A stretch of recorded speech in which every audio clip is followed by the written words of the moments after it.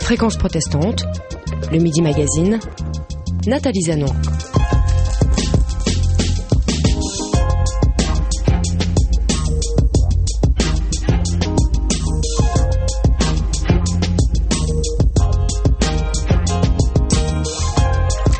Bonjour à tous. Alors sur Fréquence protestante, l'œcuménisme, c'est pas simplement une semaine par an. Nous allons aujourd'hui nous ouvrir à d'autres chrétiens, les chrétiens d'Orient. Nous allons faire tout un parcours avec Antoine Fleffel, en commençant par l'histoire aujourd'hui. Bonjour Antoine Fleffel. Bonjour. Donc vous faites un cours, c'est dans ce cadre-là aussi que je vous ai demandé de venir. C'est l'œuvre d'Orient qui vous a demandé de réaliser un cours pour faire mieux connaître les chrétiens d'Orient? Alors, ce cours est une idée que j'ai eue depuis très longtemps, depuis 4 ou 5 ans, et que je voulais réaliser à Paris, parce qu'il n'y a aucun cours qui se donne et qui parle des chrétiens d'Orient, que ce soit de leur histoire, ou de leur présent, ou même de leur avenir. Et donc j'ai essayé, j'ai cherché, et depuis plus d'une année, je collabore avec l'œuvre d'Orient sur le dossier académique, puisque c'est un peu ma spécialisation, et je leur ai proposé d'organiser ce cours et de le proposer à toute personne qui serait intéressée. Et effectivement, beaucoup de personnes ont répondu à cet appel, et nous avons dans le cours plus d'une trentaine de personnes, presque une quarantaine. Et donc ce cours, l'œuvre d'Orient l'organise, il est accueilli dans les locaux de l'IREMO, donc l'Institut de recherche et d'études Méditerranée et Moyen-Orient, dans le 5e arrondissement. Et il a commencé au mois d'octobre. Et voilà, nous avons entamé le premier semestre et nous avons commencé le second, il y a juste une semaine. Donc il est ouvert à tous. À la limite, c'est peut-être trop tard pour cette année, mais n'importe qui peut s'inscrire. Un auditeur qui serait intéressé pourrait... Oui, tout à fait. L'expérience va être répétée toutes les années. Surtout qu'elle était très heureuse cette année. Expérience, c'est-à-dire que presque une quarantaine qui viennent tout le temps. Normalement, au bout de quelques mois, il y a des décrues dans tous les cours. J'en fais l'expérience, par exemple, dans mes cours de langue.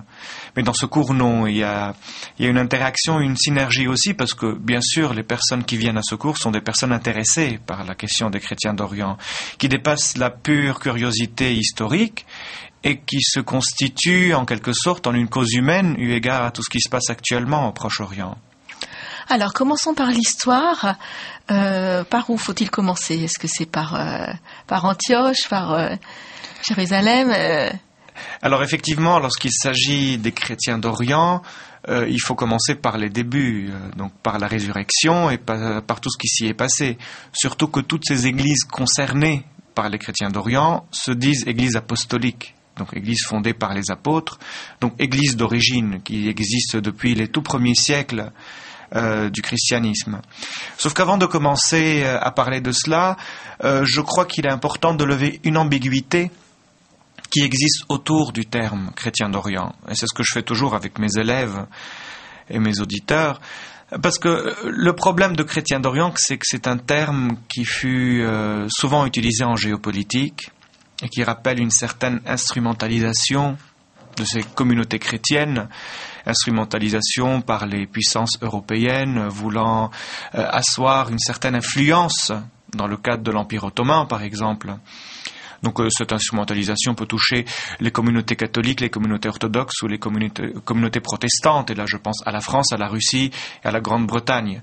Donc c'est pour cela qu'il faut lever l'ambiguïté sur ce terme. Alors, que veut-on dire par chrétien d'Orient ? Nous ne pourrons jamais donner une réponse définitive, mais moi ce que je fais dans mes cours, je dis que lorsque je parle des chrétiens d'Orient, je parle de ces chrétiens qui vivent dans le contexte proche-oriental, tout en sachant que cela ne résume pas toute la problématique. Mais le contexte proche-oriental est d'une manière plus précise le contexte proche-oriental arabe, c'est-à-dire les 6 pays, Liban, Syrie, Palestine, Israël, Jordanie, Irak et Égypte. D'ailleurs, lorsqu'on entend parler de tous ces problèmes que vivent les chrétiens d'Orient actuellement, ces problèmes sont relatifs aux chrétiens vivant dans ce contexte. Ça ne veut pas dire que les chrétiens qui vivent en Turquie ou les chrétiens qui vivent en Iran ne sont pas des chrétiens d'Orient. Mais leur poids démographique et leur influence dans la société sont tellement faibles qu'on ne peut pas les évoquer d'un point de vue géopolitique, par exemple. Et ça ne veut pas dire aussi que les chrétiens d'Éthiopie ou les chrétiens d'Inde ou les chrétiens d'Arménie ne sont pas des chrétiens orientaux. Mais d'une manière plus précise, donc pour résumer, lorsque nous parlons des chrétiens d'Orient, lorsque je parle des chrétiens d'Orient, j'évoque principalement les chrétiens du Proche-Orient arabe. Et c'est à ce titre qu'en parlant de l'histoire de ces chrétiens du Proche-Orient arabe, dit parfois les chrétiens arabes par beaucoup de théologiens, j'évoque les racines ecclésiales de ces communautés. Parce que les chrétiens d'Orient qui vivent au Liban ont une diversité de communautés. Ainsi en est-il de ceux qui sont en Syrie, en Palestine, en Jordanie, etc. Donc, dans cette histoire que j'aborde sur un semestre avec mes élèves, nous parlons de ces différentes églises qui constituent ces communautés qui vivent dans ce Proche-Orient arabe. Et c'est là que je fais appel à la pentarchie. Alors, ce qui est spécifique dans ces chrétiens d'Orient, c'est qu'il y a une identité culturelle. On peut peut-être comprendre, alors c'est assez facile pour des protestants, mais sinon on peut penser aux juifs chez nous, pour lesquels il y a à la fois une foi et aussi une identité de groupe. On a l'impression que pour les chrétiens d'Orient, c'est aussi, ça fait aussi partie de leur identité dans le contexte dans lequel ils vivent, et qu'à la limite on pourrait se rattacher aux chrétiens d'Orient sans avoir forcément une foi très vive, mais simplement parce que on est issu d'une famille chrétienne, et un petit peu comme il y a en France des juifs qui se sentent très juifs sans être forcément ni croyants ni pratiquants. Alors effectivement, l'appartenance au christianisme en Orient est une appartenance sociologique aussi. Mais pas que ça. Mais nous pouvons toujours parler d'une certaine chrétienté orientale, alors que nous ne pouvons plus parler d'une chrétienté occidentale, dans le sens où le christianisme en Occident n'est plus un phénomène social qui détermine la société, où en naissant dans une famille chrétienne ou dans une société chrétienne, nous sommes forcément chrétiens. Être chrétien est beaucoup plus maintenant en Occident une question de choix, une question de chemin de vie. Ça l'est aussi en Orient, mais il y a toujours la sociologie qui détermine une personne et qui la fait naître donc dans ce contexte. Moi, je suis chrétien maronite, libanais, donc je suis né chrétien maronite. Par la suite, dans mon chemin de foi, j'ai eu des choix de foi. Mais nous naissons dans ce contexte. Il ne faut pas oublier l'islam aussi, qui est donc une grande réalité de foi, qui a toujours une forte identité religieuse.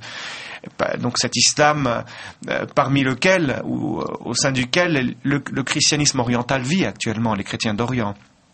Et donc ils sont forcément influencés par ce gros poids de cette grosse identité musulmane à laquelle les musulmans tiennent, et forcément les chrétiens donc tiennent à cette identité. Mais pour en revenir à l'histoire, je vous ai évoqué la pentarchie, si vous voulez nous pourrons en parler, parce que c'est là que tout commence. Alors pour comprendre la problématique de ces chrétiens d'Orient, il est très important de savoir qu'ils appartiennent à des patriarcats. Qu'est-ce que les patriarcats ? Alors, durant les 3 ou 4 premiers siècles du christianisme, s'est formée la pentarchie. La pentarchie, donc de penta, de 5 en latin, qui veut dire Rome, je vais commencer par le plus important chronologiquement, Jérusalem, Antioche, Alexandrie, Byzance et Rome. C'est la lecture qui serait beaucoup plus orientale qu'occidentale. Alors, dans ces grands centres religieux et politiques de l'Empire romain, des évêques furent nommés. Par exemple, il y eut un évêque pour Antioche, le premier fut Saint-Pierre, qui est ensuite parti à Rome et fut aussi l'évêque de Rome. Il y eut un évêque à Jérusalem, il y eut un évêque en Alexandrie, il y eut un évêque à Byzance. Ce qui fait que ces évêques étant dans des villes très puissantes, où il y a un centre politique et où il y a beaucoup de pouvoir politique, devinrent des super-évêques. Ils avaient sous leur juridiction d'autres diocèses, d'autres évêchés. Et c'est pour cela qu'au fur et à mesure, on les appela des patriarches. Et c'est là que se sont formés des patriarcats, donc des territoires au sein desquels existent plusieurs diocèses qui relèvent tous du patriarche. Alors, les patriarches d'Alexandrie et de Rome, on les appelle des papes. Le patriarche de Byzance, on l'appelle le patriarche œcuménique, alors que le patriarche d'Antioche ou de Jérusalem a le titre de patriarche. Les chrétiens d'Orient, tels que nous les connaissons actuellement, qui vivent dans divers pays, qui vivent dans une grande diversité, relèvent surtout de 4 patriarcats. Donc, si nous mettons Rome de côté parce que cela concerne l'Occident, il relève des patriarcats d'Antioche, de Jérusalem, d'Alexandrie et de Byzance. Ou de Constantinople, pardon. Alors moi, personnellement, dans mon cours, j'aborde 3 patriarcats. Je n'aborde pas beaucoup le contexte du patriarcat de Constantinople, non parce qu'il est moins important, loin de là, au contraire, mais parce que le patriarcat de Constantinople a un territoire canonique qui relève actuellement de la Turquie, surtout. Et dans le second semestre de mon cours, j'aborde la géopolitique. Et d'un point de vue de la géopolitique, les chrétiens de Turquie n'ont plus le poids qu'ils avaient avant. C'est pour ça que je me concentre sur les pays arabes du Proche-Orient. Et donc c'est pour cela que je vois en détail ce que ces 3 patriarcats ont joué comme rôle pour la constitution du christianisme au Proche-Orient, tel que nous connaissons actuellement. Ça s'est fait petit à petit. Est-ce qu'il y a simplement une tradition de donner un pouvoir particulier à certains évêques? Est-ce que ça a été formalisé par des textes? Est-ce que voilà, quelque part est décrit le rôle d'un patriarche? Est-ce qu'il est au service de la communauté? J'espère que c'est pas en termes de pouvoir que c'est écrit. Alors, il y a de tout cela. Donc, il y a les choses qui se sont faites au fur et à mesure, parce que l'évêque qui est installé dans une grande ville, qui a un grand pouvoir politique et qui a un centre économique, au fur et à mesure a trouvé son pouvoir plus grand que le pouvoir d'autres évêques qui sont dans des villes secondaires. C'est le cas, par exemple, de l'évêque d'Antioche ou de l'évêque de Constantinople, qui sont devenus après les patriarches. Mais ce sont aussi des patriarcats qui ont, au fur et à mesure, été inscrits dans les textes des conciles œcuméniques. C'est-à-dire que les conciles œcuméniques, au fur et à mesure, définissaient ces patriarcats et leur rang. Donc le concile de Nicée en 325, le concile de Constantinople en 380-381, et ensuite le concile d'Éphèse en 431, définissaient le rôle de ces patriarcats, définissaient leur rang, et définissaient le pouvoir qu'ils ont. Alors à chaque fois on disait que le premier c'est celui de Rome, puis c'est la nouvelle Rome, donc Constantinople, ensuite on mettait Alexandrie et Antioche, et à chaque fois il y avait des tensions, oui, nous sommes les premiers, nous devons passer avant, et donc ça a été l'occasion de plusieurs tensions, et il faut souligner aussi le fait que ce n'est qu'en 451, au concile de Chalcédoine, donc le 4e concile œcuménique, que le patriarcat de Jérusalem fut créé. Il n'existait pas avant. Il fut créé. Alors pour le créer, on a dû prendre des territoires qui relevaient du patriarcat d'Antioche et les donner à Jérusalem. Alors peut-être que pour que nos auditeurs ne soient pas trop perdus dans tous ces patriarcats que je suis en train de citer, alors disons que les patriarcats d'Alexandrie, de Jérusalem et d'Antioche existent actuellement sur le territoire de ce qu'on appelle le Proche-Orient arabe.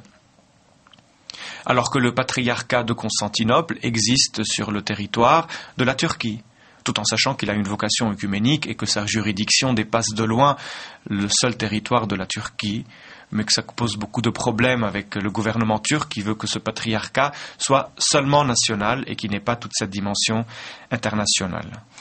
Est-ce qu'il y avait aussi un but de maintenir l'unité de l'Église tout en préservant la diversité? Parce que j'imagine que quand on voit ce qui se lit dans les Actes des Apôtres ou les premières lettres, on voit qu'il y a des communautés qui se forment un peu partout et puis qu'elles essaient d'être en communion, mais sans doute qu'il y a aussi des différences de liturgie, des différences de conception de la vie. Et est-ce que c'est aussi pour cela qu'on a essayé d'établir des patriarcats pour maintenir l'unité, par exemple, lorsque une église et une autre ne sont pas d'accord sur quelque chose et qu'il faut un arbitre? Oui. Alors à chaque fois qu'un nouveau patriarche était élu dans cette pentarchie, il eût fallu qu'il donnât ou qu'il envoyât sa confession de foi aux 4 autres patriarches afin d'avoir leur aval et afin d'entrer dans la communion de la foi. C'est comme ça que ça se passait. Alors il faut sortir du schéma œcuménique du 2e millénaire et même du 3e. Les choses ne se passaient pas comme ça au 1er millénaire, notamment aux 5 premiers siècles. Il y avait 5 patriarches, Le patriarche de Rome n'était qu'un premier parmi les premiers. Le patriarche de Constantinople de même se disait premier parmi les premiers. Mais ces 5 patriarches, ou 4, celui de Jérusalem n'a jamais vraiment eu un pouvoir extraordinaire, vu la petitesse du territoire sur lequel il régnait et le peu d'influence politique qu'il avait. Mais donc chaque patriarche rentrait en communion avec les autres. Et lorsqu'il y avait un problème entre ces patriarches, lorsqu'un de ces patriarches était considéré comme hérétique ou comme professant une foi ne s'inscrivant pas dans le cadre de la tradition, dans ce qu'enseigne la Bible, on faisait un concile œcuménique. Et c'est dans ce concile qu'on déposait un patriarche, qu'on l'excommuniait, et c'est de ces conciles œcuméniques, surtout les 4 premiers conciles, qu'il y eut plein de divisions dans les églises et qu'il y eut la naissance d'autres patriarcats. C'est-à-dire, à titre d'exemple, c'est dans le concile d'Éphèse en 431 que le patriarche Nestor fut excommunié. C'était Cyril d'Alexandrie, donc le patriarche d'Alexandrie, qui a fait cela, et ainsi Nestor fut rejeté de la communion de cette pentarchie, et c'est là que l'église nestorienne naquit. Ou, nous pouvons prendre un autre exemple aussi, en 451, le concile de Chalcédoine. Suite à ce concile, le patriarche d'Alexandrie fut éjecté donc de cette communion, et c'est là que l'église copte orthodoxe naquit. Dans ces conciles, qui participait? C'était les évêques de tout le monde chrétien Ah, c'est très compliqué. Alors déjà, il faut mettre de côté... encore une fois, la vision du 2e millénaire où c'est le pape qui convoque le concile et tout le monde vient, toute la chrétienté, parce que ce n'était pas le pape qui convoquait les conciles, mais l'empereur. L'empereur qui avait le souci de la paix sociale et de la paix religieuse dans son empire, ce qui lui permettait de pouvoir gérer ses affaires sans être inquiété par des tensions intérieures. Donc premièrement, c'est l'empereur qui convoquait ces conciles. Donc l'empereur de Constantinople. Oui, l'empereur byzantin. C'est lui qui convoquait ces conciles d'un côté. Et après, d'un autre, alors, comment les choses se passaient? Il faut savoir et il faut dire, sans en avoir honte, que les choses n'étaient pas purement religieuses, qu'il y avait beaucoup de considérations politiques qui rentraient en compte. C'est-à-dire, par exemple, que lors de la condamnation de Nestor en 431, cette condamnation qui a été surtout l'action du patriarche d'Alexandrie, donc Cyril d'Alexandrie, dit Saint Cyril d'Alexandrie, tous les théologiens d'Alexandrie étaient venus à ce concile, qui a eu lieu à Éphèse. On n'a pas attendu les évêques d'Antioche pour venir et pour dire leur mot, parce que les évêques d'Antioche étaient du côté de Nestor et voulaient le défendre. Donc on a pris les décisions avant que ces évêques n'arrivent, et une fois que ces évêques étaient arrivés, tout était fait, les décisions du concile étaient déjà là. Donc il faut dire que l'arbitrage est au concile, qui est réuni par l'empereur, mais beaucoup de considérations existaient, parce qu'il faut savoir qu'il y avait beaucoup d'écoles théologiques qui étaient rivales. Au IIIe et IVe et Ve siècle, il y avait des écoles théologiques influencées par le platonisme, d'autres influencées par Aristote. Il y avait de grands théologiens antiochiens qui n'avaient pas forcément la même lecture de la Bible que les théologiens alexandrins. Il y avait une méthode littérale de la lecture de la Bible à Antioche, alors que la méthode qui régnait à Alexandrie était une méthode allégorique, et que parfois les traductions entre le latin, le grec et le syriaque et l'araméen faisait qu'il y avait beaucoup d'ambiguïté sur les termes et de mécompréhension. Alors, tout ça rentrait en compte, les choses étaient extrêmement compliquées pour pouvoir les simplifier en disant oui, cela était d'accord, cela n'était pas d'accord. Beaucoup de choses rentraient en compte, politiques, anthropologiques, linguistiques, philosophiques, théologiques, bibliques, exégétiques, des questions de pouvoir. Alors, tout cela a fait que parfois l'entendement était brouillé et parfois on pouvait condamner une théologie sans qu'elle ne soit forcément hérétique, mais parce que les termes étaient maladroits et parce qu'on n'a pas pu apprécier la chose à cause d'une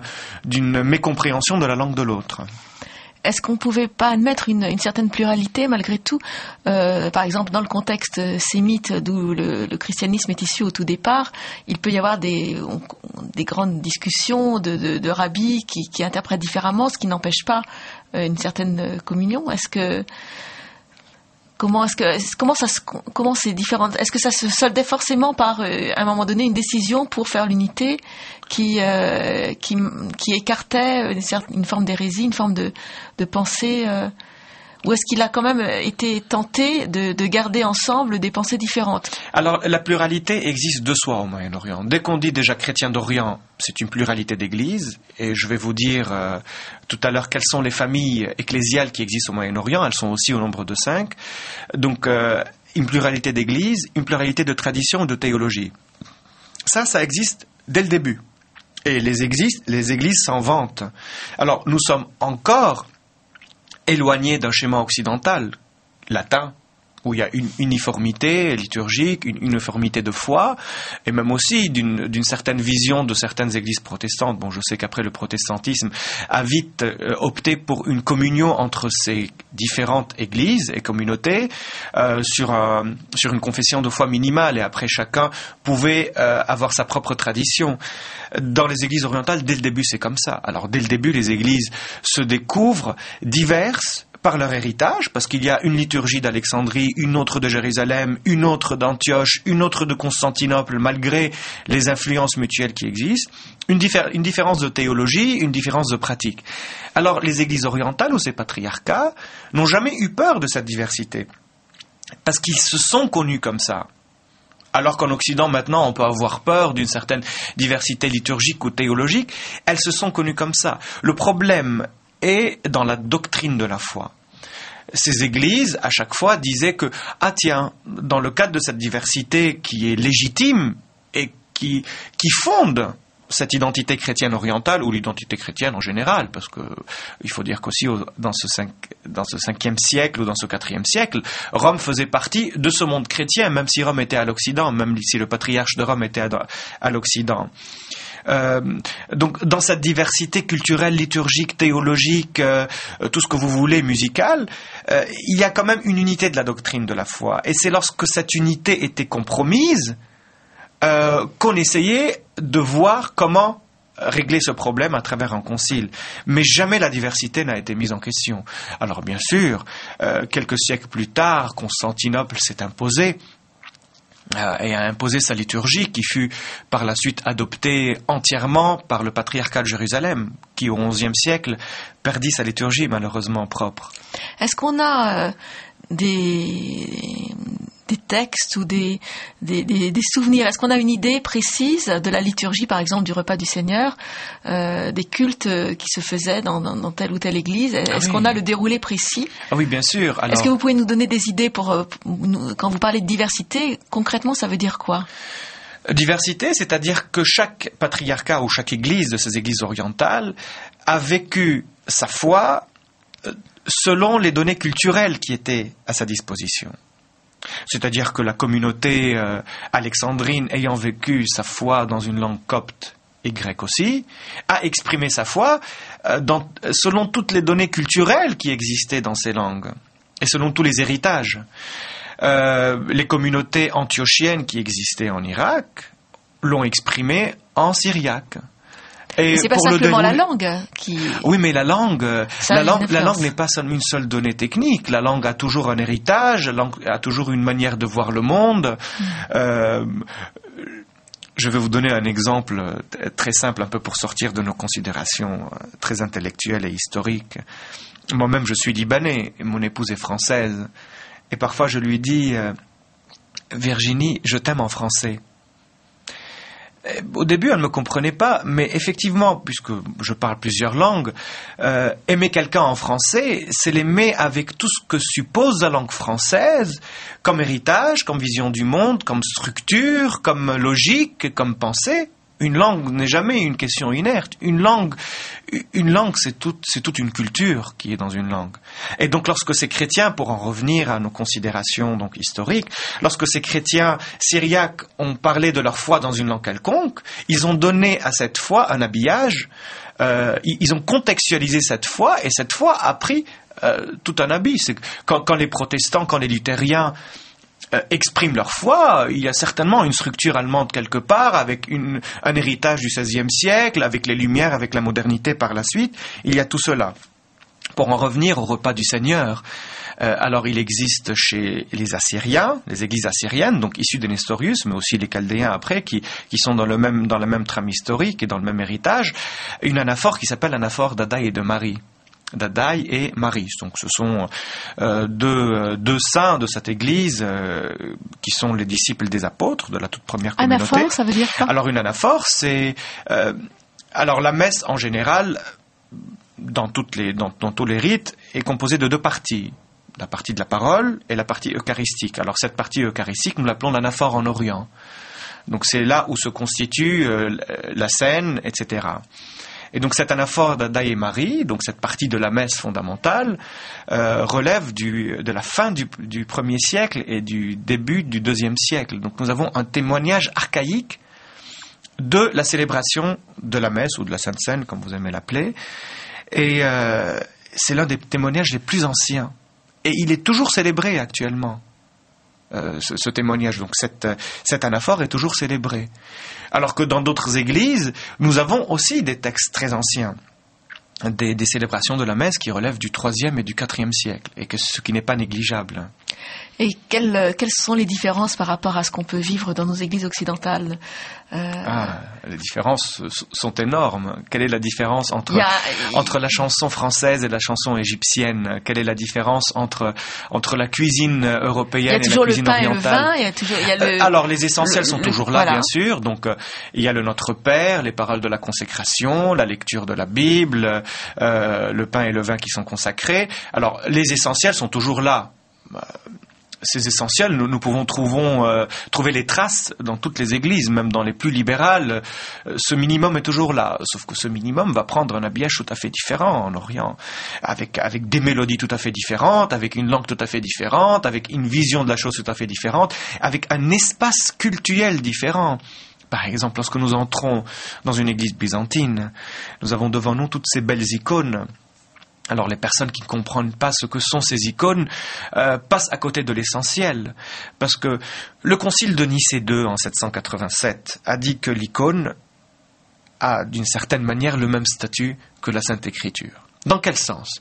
Dans le sens où la Sainte Écriture raconte l'histoire du salut à travers un texte, alors que l'icône raconte l'histoire du salut à travers l'image. Et donc la personne qui y assiste à la liturgie byzantine et qui a devant elle toutes ces icônes va voir l'icône de la crucifixion et cette personne va lire l'histoire ou l'épisode évangélique de la crucifixion à partir de cette icône. Une icône de la résurrection, et cette personne va lire à travers cette icône le récit de la résurrection, mais en images. Alors, tout est symbolique, c'est très beau. Le Christ, par exemple, qui a des habits qui sont en même temps lumineux, mais de couleur de la terre, un peu le marron ou le gris, ce qui souligne l'incarnation, etc. Donc ça fait partie de cet héritage byzantin. Mais pour la Bible, il y a un canon, c'est-à-dire que à un moment donné, lorsque les témoins directs, les premiers apôtres, les témoins directs des événements de Christ sont près de mourir, l'Église se réunit pour fixer un canon. Quand il risque de ne plus y avoir personne pour attester de la conformité, si je puis dire, des textes avec l'événement Christ, alors que là, pour les icônes, elles sont quand même peintes par des personnes qui ont vécu très longtemps après. Alors il y a deux choses. Alors pour le canon, ce ne sont certainement pas les apôtres qui ont fixé les canons de la Bible, loin de là. Déjà les quatre évangiles n'ont été dits, Luc, Matthieu, Marc et Jean, qu'au IIe siècle, et le canon de la Bible a tardé parfois jusqu'au VIe siècle pour avoir sa forme définitive. Donc concernant la fixation des canons, mais bon, ce n'est pas notre problématique. Sauf que concernant ce que je vous disais pour les icônes, je vous ai bien dit d'une certaine manière l'expression de la foi, parce que les icônes déjà ne prétendent pas dire quelque chose de fondamental que la Bible ne dit pas, et les icônes pour ces traditions byzantines sont en train de dire en images, ou de répéter en images, ou d'exprimer en images ce que la Bible dit en mots. En aucun sens, ces icônes veulent ajouter quelque chose de différent. Mais pour ces liturgies et pour leur héritage culturel, alors il faut aussi penser à tous ces gens qui ne lisaient pas. La lecture, l'alphabétisation est un phénomène très récent historiquement. Surtout en Orient, il a 1, 2, 3 siècles, que sais-je, mais pas plus. Alors tous ces paysans qui travaillaient, tous ces gens qui ne lisaient pas, lorsqu'ils étaient dans l'église, ils pouvaient lire à travers leurs yeux l'événement du salut. Et ça, c'est quelque chose de particulier surtout à la liturgie byzantine. Donc pour parler de ces héritages ou de ces manières dont ces églises ont vécu cet événement de foi selon leur tradition, selon leur langue, selon leur musique, etc. Alors là, je vous propose de lire à travers nos oreilles. Donc nous allons écouter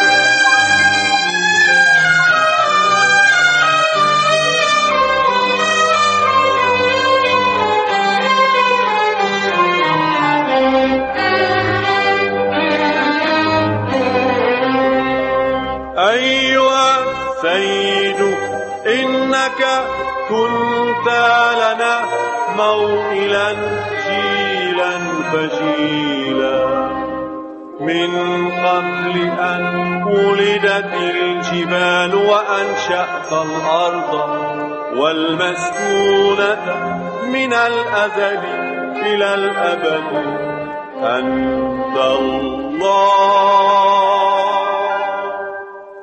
تعيد الإنسان إلى الغبار وقد قلت عودوا إليه يا بني آدم فإن 1000 سنة في عينيك كيوم أمس الغابر وكهجعة من الليل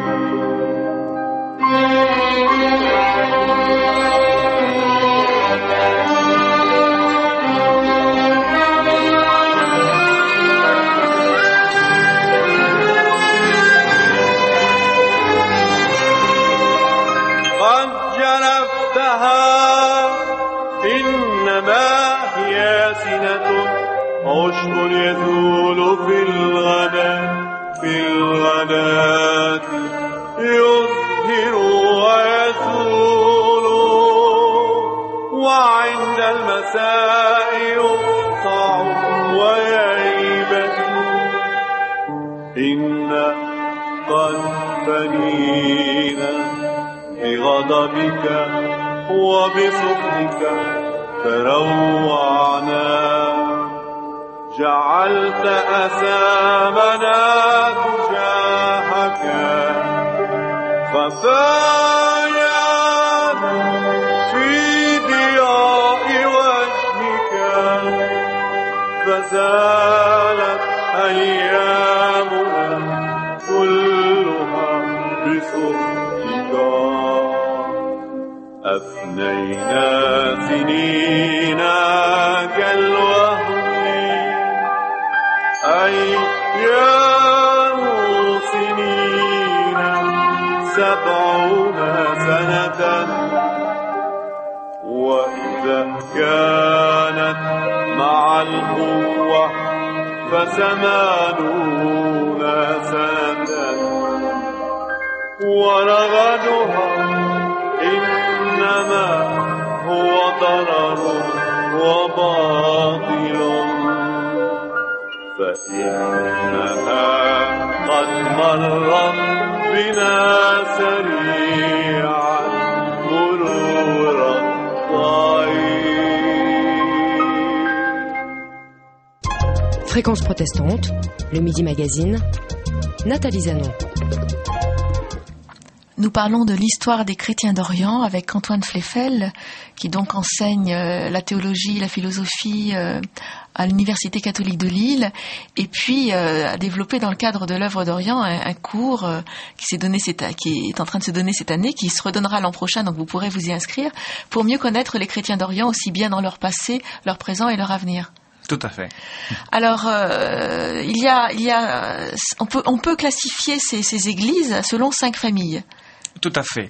Donc, si à l'origine il y avait ces 5 patriarcats, alors maintenant les choses se sont extrêmement mélangées parce que dans ces patriarcats il y a eu beaucoup de divisions. Et pour vous donner une idée, le patriarcat d'Antioche a 5 patriarches. Il y a le patriarche maronite, il y a le patriarche grec-orthodoxe, le patriarche grec-catholique, le patriarche syriaque-orthodoxe et le patriarche syriaque-catholique. Alors, suite à beaucoup d'événements historiques et de Pour le même territoire. Pour le même territoire. Alors, il y a eu un 6e patriarcat, qui est le patriarcat latin d'Antioche, mais qui fut aboli si je ne fais pas erreur, en 1964, comme signe de bonne volonté de Rome pour l'œcuménisme. Mais donc pour le même territoire. Donc l'histoire est très compliquée. Alors actuellement, pour comprendre où situer ces chrétiens d'Orient, d'un point de vue ecclésiologique, nous les divisons en 5 familles. Alors moi, je m'appuie surtout sur la division que fait le Conseil des Églises du Moyen-Orient, qui est une instance œcuménique, à ma connaissance, la seule au monde où l'Église catholique est membre de part entière.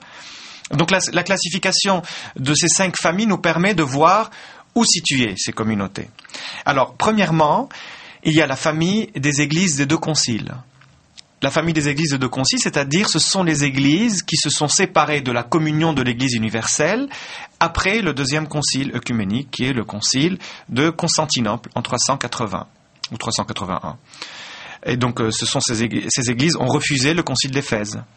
Donc c'est l'église assyrienne. Alors c'était quoi ce concile d'Éphèse? Qu'est-ce qu'elles ont refusé, ces églises? Alors le concile d'Éphèse est le concile qui a dit que Marie est la mère de Dieu, la Théotokos. Et dire que Marie est la mère de Dieu n'est pas un dogme mariologique, mais un dogme christologique. C'est pour dire qu'en la personne du Christ, la nature humaine et la nature divine ne sont pas séparées. Et qu'ainsi, en étant la mère de Dieu, qui est le Christ, Marie est la mère de l'unité de cette personne. D'un autre côté, il y avait Nestor qui disait non. Marie est juste la mère du Christ. Elle est la Christotokos. Et en disant qu'elle est juste la mère du Christ, d'une manière ou d'une autre, d'un point de vue christologique, c'est comme s'il y avait 2 personnes en Christ. Il y avait un homme et un Dieu. Ce qui ne correspond pas à l'enseignement classique, officiel de toutes les églises dans le temps et maintenant actuellement. Donc l'église assyrienne est l'église qui fait partie de cette première catégorie. Ça veut dire qu'encore aujourd'hui, ces différences théologiques subsistent. Est-ce qu'aujourd'hui, ces chrétiens considèrent toujours qu'en Christ, qu'en Jésus-Christ, il y a séparément 2 personnes? Alors, il y a eu beaucoup de dialogues œcuméniques à cet égard. Alors, ces églises, l'église assyrienne, dans sa liturgie, dit toujours de Marie la mère du Christ, et pas la mère de Dieu. Mais nous avons découvert, malheureusement, 15 siècles plus tard, que le différend était un différend linguistique. Et que la manière qu'a l'église assyrienne de dire de Marie la mère du Christ est l'équivalent de ce que disent les églises traditionnelles en disant de Marie la mère de Dieu. Mais il y a eu une mécompréhension linguistique. C'est toujours le même problème. Comme le filioque aussi, entre autres. Donc voilà, ce sont les malheurs de l'histoire. Donc maintenant, il y a une communion qui paraît possible? Une communion, nous n'en sommes toujours pas là, mais il y a de la signature de beaucoup d'accords œcuméniques, notamment entre l'église assyrienne et l'église catholique. Alors, je ne me rappelle plus, mais il y a 3 ou 4 décennies qu'un accord christologique a été signé. Comme quoi, en professant Marie, la mère du Christ et pas la mère de Dieu, l'Église assyrienne n'est plus dans l'hétérodoxie de la foi ou dans l'hérésie. C'est juste sa manière de parler du mystère divin du Christ.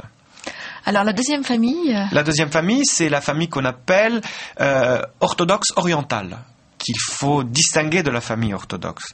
Alors la famille orthodoxe orientale ou la famille des églises des 3 conciles. Donc ce sont les églises qui, après le concile d'Éphèse, ont refusé les conciles qui sont venus après, comme le concile de Chalcédoine, etc. Donc le refus a porté sur quoi?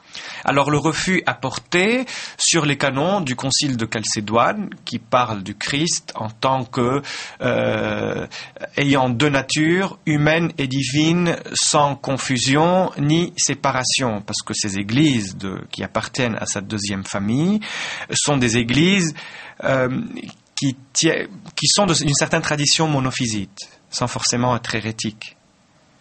Donc monophysite, c'est-à-dire qu'ils considèrent que dans le Christ, il y a une seule nature qui est la nature divine. Ou qu'en le Christ, il y a une seule nature et que cette nature est humaine et divine. Alors que le concile de Chalcédoine a dit qu'il y a deux natures, une humaine et une divine.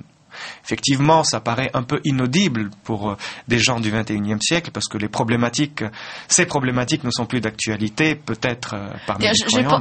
J'aimerais bien comprendre l'enjeu parce que je pense que je ne le sens pas.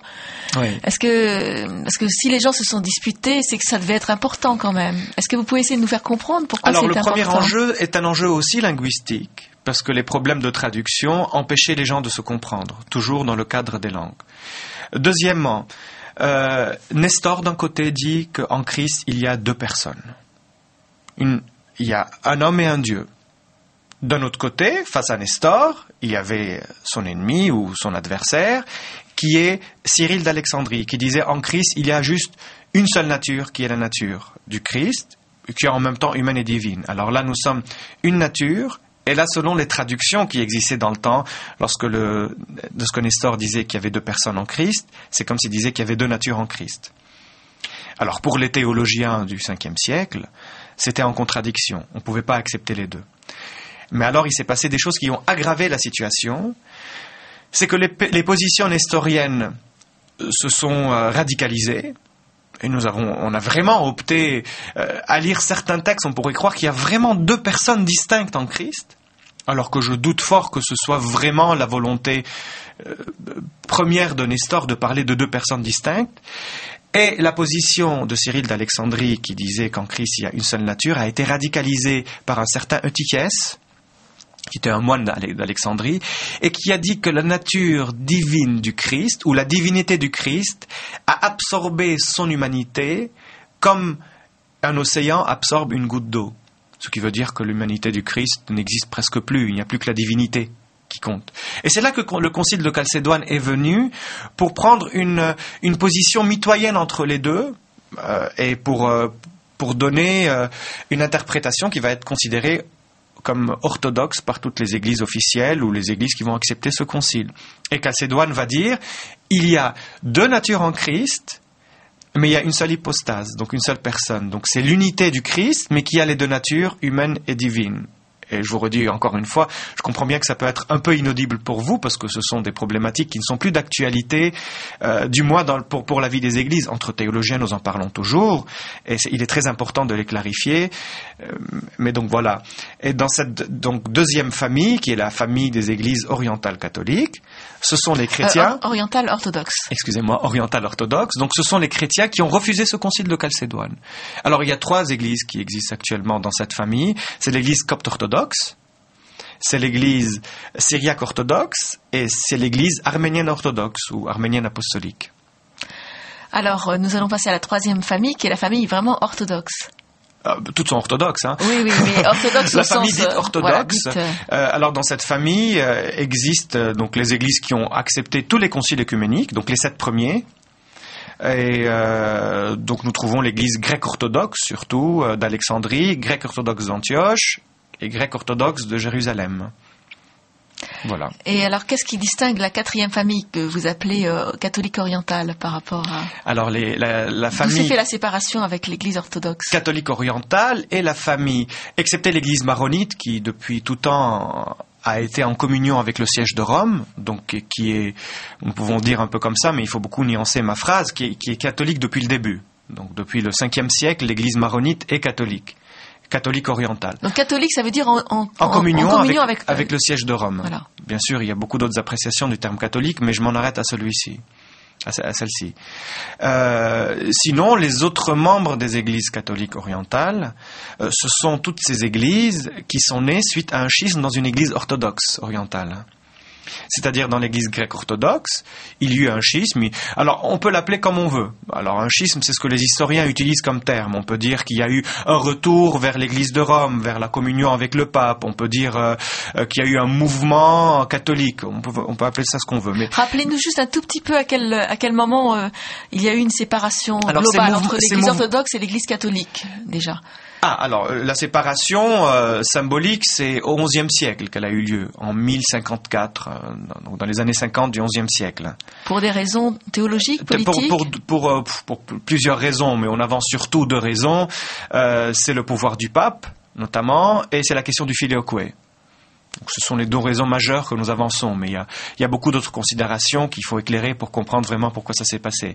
Alors que le mouvement qui a été dit uniate, donc ces églises qui s'unissent à Rome, et donc qui a fait que la 4e famille de ces églises orientales est née, la famille des églises catholiques orientales, c'est une autre problématique. C'est un mouvement qui a commencé au XVIe siècle et qui est fini au XVIIIe siècle pour la constitution des églises, ou non même jusqu'au début du XXe, parce que l'église copte catholique s'est constituée à la fin du XIXe, au début du XXe siècle. Est-ce que ce sont des schismes internes aux églises orthodoxes qui ont fait qu'un petit groupe s'est séparé et du coup, pour pas se retrouver tout seul, s'est rattaché à Rome, ou est-ce que c'est la question même de la problématique de la communion avec Rome qui a créé les séparations et les schismes? Bien sûr, c'est la problématique de la communion avec Rome, et c'est aussi l'activité des missionnaires qui ont tout fait afin que des évêques ou des communautés ou des prêtres ou des moines veuillent rejoindre la communion avec le pape. Mais il faut aussi souligner, il y a plein de nuances à mettre. Nous sommes en train de parler de plusieurs siècles en quelques minutes, ce qui est fort compliqué. Par exemple, l'église grecque orthodoxe antiochienne, avant que l'église grecque catholique naisse au XVIIIe siècle, il y avait des patriarches qui voulaient rentrer en communion avec l'évêque de Rome. Et il y a même un patriarche qui a été assassiné suite à sa rentrée en communion avec l'évêque de Rome, avec le pape. Donc oui, c'est l'activité des missionnaires, c'est la volonté de certains évêques de ces églises. Ce sont beaucoup de considérations qui ont fait que des églises catholiques orientales sont nées. Est-ce qu'aujourd'hui, il y a toujours ce même type d'activité de la part de Rome, ou est-ce qu'il y a une meilleure compréhension de ce qu'est l'œcuménisme? Non, absolument pas. Cela n'existe plus depuis longtemps. Surtout que l'Église catholique et l'Église orthodoxe... ça gêne même, en fait. Est-ce que ces églises, est-ce qu'on peut dire même que quelque part ces églises sont presque gênantes maintenant pour les relations œcuméniques? Elles ne sont pas gênantes, mais il faut trouver une solution œcuménique pour voir comment s'en sortir avec cette nouvelle diversité qui existe depuis 3 ou 4 siècles. Mais l'Église latine ou l'Église catholique romaine, avec un grand nombre d'églises orthodoxes, ont signé un accord aussi en 1993 à Balamand, qui est une université orthodoxe au Liban et une région aussi, comme quoi, dans ce document, ces églises condamnent ces méthodes anciennes d'uniatisme et de prosélytisme, si jamais on peut les appeler comme ça. Ce sont les historiens qui diraient prosélytisme, mais comme je vous dis, il y a plusieurs appréciations possibles à ce phénomène. Mais ça ressemble aussi à ce que les missionnaires protestants ont fait, parce que les communautés protestantes qui existent aussi au Moyen-Orient et au Proche-Orient... Alors ce serait la 5e famille. Alors la 5e famille. Alors juste pour rappeler, dans la 4e famille des membres, ce sont comme l'église maronite, grecque catholique, syriaque catholique, arménienne catholique, copte catholique, chaldéenne. Voici ce que nous pouvons trouver dans cette 4e famille. La 5e famille, c'est la famille des églises donc protestantes. Et là, il y a énormément d'églises, parce que la diversité des églises protestantes, vous la connaissez plus que moi. Démographiquement, ils sont fort peu nombreux. Ils représentent 1% de ces chrétiens d'Orient. Et on peut dire qu'il existe 2 obédiences dans cette famille. Il y a l'obédience de ces églises qu'on peut dire traditionnelles, qui sont d'héritage luthérien ou réformé calviniste ou anglican. Alors ces églises ont plus ou moins su s'inculturer dans le sol arabe et jouent parfois un rôle très important pour la théologie et pour la présence chrétienne au Moyen-Orient, surtout en Terre Sainte, parce qu'ils ont fondé des groupes ou des centres de recherche et ils sont co-responsables de la création d'un mouvement qu'on appelle la théologie de la libération palestinienne. Et la seconde obédience de ces églises est celle des églises de facture prosélyte, qui sont parfois en tension avec les églises de facteurs traditionnels et certainement en tension avec toutes les autres églises, avec l'islam, parce que ces églises souvent viennent avec une vision assez évangélique et pentecôtiste américaine et veulent faire les choses telles qu'elles pourraient les faire dans un contexte occidental, ce qui n'est pas tout à fait saillant dans un contexte oriental et qui cause parfois beaucoup de problèmes. Alors c'est la fin de notre émission, de notre première émission sur les chrétiens d'Orient. Nous aurons l'occasion de parler à nouveau ensemble, Antoine Fleffel. Merci beaucoup d'être venu à Fréquence Protestante.